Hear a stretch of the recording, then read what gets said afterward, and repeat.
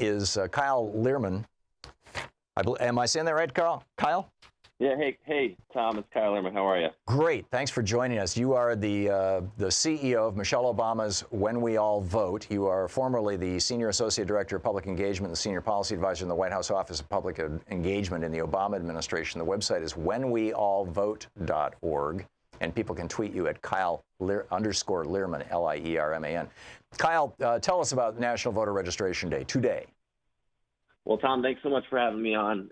It's a big day. We have thousands of events happening around the country for National Voter Registration Day, and it's part of the When We All Vote campaign. And people are laser focused on making sure as many eligible voters across the country get registered and ready to vote. Folks can go to whenweallvote.org, as you said, but we also try to make it as easy as possible, folks, so they can also text We All Vote to 97779 to start the process as well. That's great. We had, 2-3 weeks ago, Greg Palast was on this program, and he was talking about Brian Kemp. In fact, the New York Times had run an op-ed called Brian Kemp, Enemy of Democracy, and how in 2017, Brian Kemp, as Secretary of State in Georgia, removed 591,548 voters from the rolls, and was fixing to do the same, about 400,000 voters from the rolls in Georgia this year. And I pointed people to Rock the Vote at the time. It's a way, they've got a site where you can check your voter registration. And we were overwhelmed with calls, particularly from people of color in Georgia who were saying, I just discovered my name's been taken off the voting rolls. What are you guys doing about this? This is not just happening in Georgia. This is happening all over the country. And now Brian Kemp, the guy who's doing this in Georgia, is running for governor against a black woman, Stacey Abrams. Well, first off, I'll just say, to make sure everyone knows, When We All Vote is a nonpartisan 501c3 initiative, so we don't take sides on candidates or issues. But I think I don't think this has to do with sides. No, exactly. Well, that was what I was going to say. I just wanted to make sure I put that out there. Mrs. Obama talked on Sunday night when she was at a rally in Las Vegas about how there's folks, unfortunately, across the country, both making it harder for folks to register, kicking folks off the rolls, and even making it harder for people to volunteer to help out others get registered. So our message is really simple to every single American. Check your registration. So don't just assume you are registered. Go back online. There's no harm in going through the process again. One, to make sure that no one sort of pulled any shenanigans and getting you off the rolls, but also you might have changed your address recently. You might have moved. You might have not, so there's no harm in double checking, making sure you're on there. Fill out that form again, put it in. That's the easiest way to know that you are registered and going to be able to vote this fall. Kyle, this is nothing new. Back in 1980, the guy who was the co-founder of the Heritage Foundation, Paul Weyrich, was giving. I'm sorry. Oh, okay. Paul Weyrich, who was the founder of the Heritage Foundation, was giving a speech to a group of Christian activists in a church in Dallas, Texas, and he said this. Now, many of our Christians have what I call the goo-goo syndrome, good government. They want everybody to vote. I don't want everybody to vote. Elections are not won by a majority of people. They never have been from the beginning of our country, and they are not now. As a matter of fact, our leverage in the elections, quite candidly, goes up as the voting populace goes down.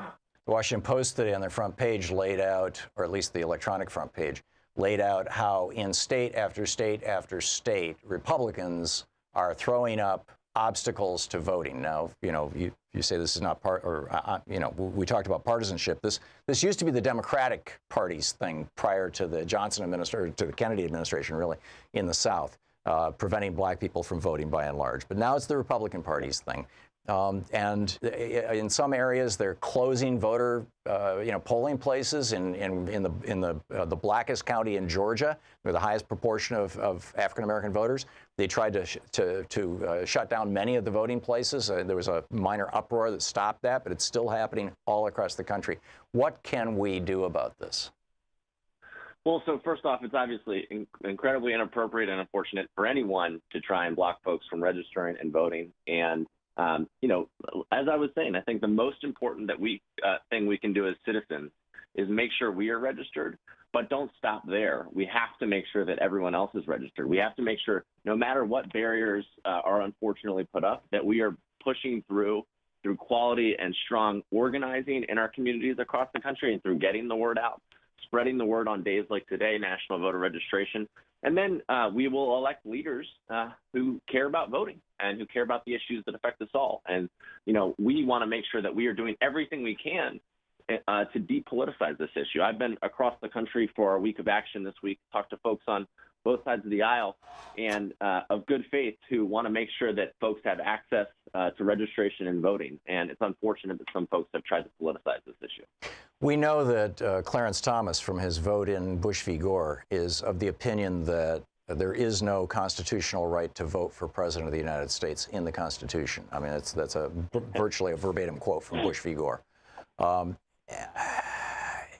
The phrase right to vote appears, I believe, 3 times in the Constitution, but the Supreme Court has never looked at the Constitution and said, gee, there's a right to vote in the Constitution, which is why all this is still going on. Do we need to amend the Constitution to get around a recalcitrant Supreme Court? I'm expecting to see more things like the evisceration of the Voting Rights Act that happened, 2 years ago, maybe 3 years, whenever it was, in Shelby County. I'm expecting to see that just go on steroids once they get their 5th vote on the court. What do we do? So, yeah, it's you probably know more about this than I do, but I think we've got to elect leaders who are, thinking about this as an issue and making voting access easier. There are some really great ballot measures across the country to increase access to voting and voter registration.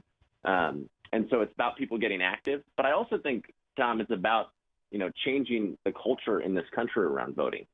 There are significant barriers, but in many instances, people just decide, they make a choice not to vote. 1/5 of Americans in this country are not registered. The most common reason when people tell me that they're not registered to vote, I ask them why. And the most common reason I get is because that puts me in the pool for jury duty.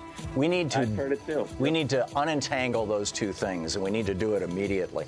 Kyle, we're out of time, but Kyle Lierman, the CEO of Michelle Obama's When We All Vote, the website, whenweallvote.org, and you can tweet them at when we all vote and at Kyle_Lierman. Kyle, thanks.